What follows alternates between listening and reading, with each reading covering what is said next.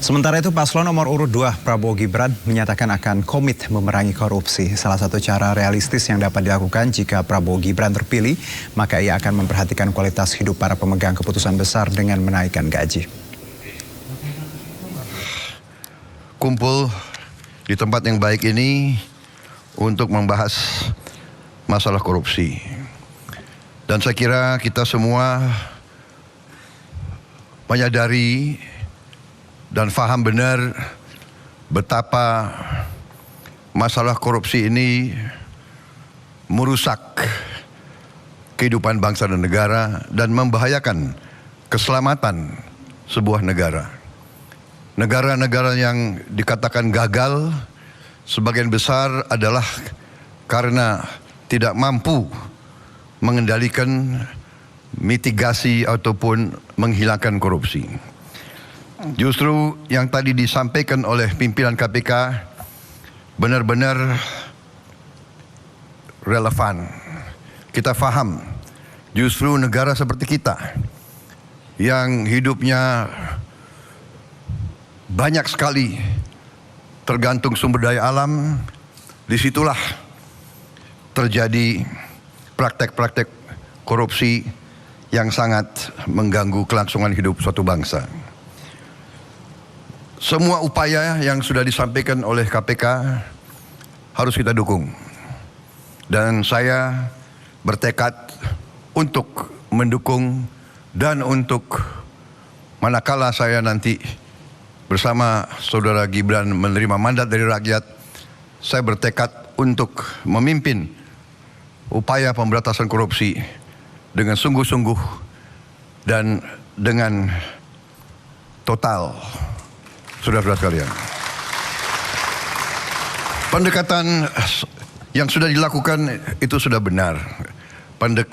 Pendekatan pendidikan, kemudian pencegahan dan penindakan, itu sudah benar, harus kita tingkatkan. Tetapi saya memandangnya dari segi sistemik, dari segi realisme. Jadi menurut pandangan saya,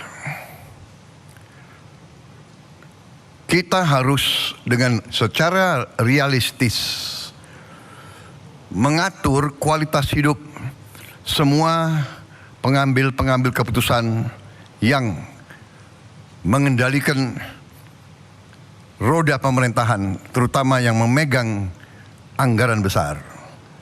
Kualitas hidupnya ini harus dijamin dan diperbaiki. Contoh, hakim di negara-negara yang maju yang harus kita pelajari, hakim-hakim, apalagi hakim tertinggi, hakim agung, itu dijamin jabatannya seumur hidup. Dia hanya bisa berhenti apabila dia sakit, dia minta berhenti atau dia meninggal. Itu di Amerika, itu di Inggris. Kemudian Ketua Mahkamah Agung adalah pejabat negara yang gajinya tertinggi. Kediaman resminya lebih besar atau lebih besar dari Perdana Menteri. Itu di Inggris.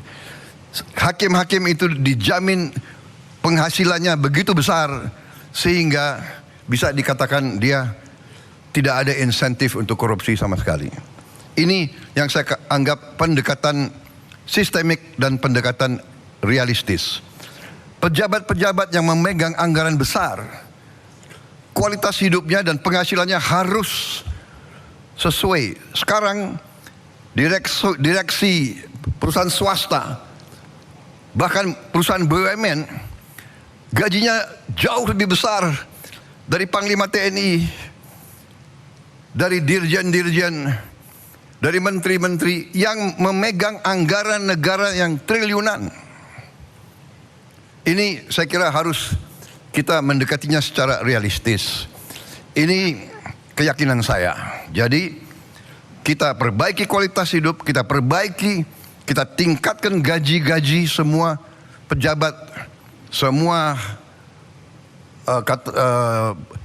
penyelenggara negara, Kita mampu, saya sudah hitung dengan tim pakar saya, Indonesia negara kaya bukan negara miskin.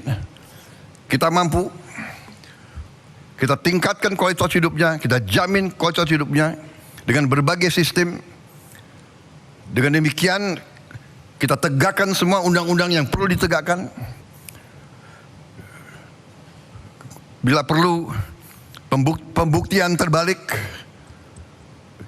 tidak perlu kita tunggu delik pengaduan, tetapi seorang pejabat yang mau menjabat jabatan penting harus transparan, harus bisa dilihat. Karena itu saya sangat dukung LHKPN untuk ditegakkan dan diberi sanksi manakala LHKPN itu tidak jujur. Semua kekayaan harus dilaporkan. Jadi intinya demikian, pendekatan secara realistis, sistemik. Kita perbaiki kualitas hidup,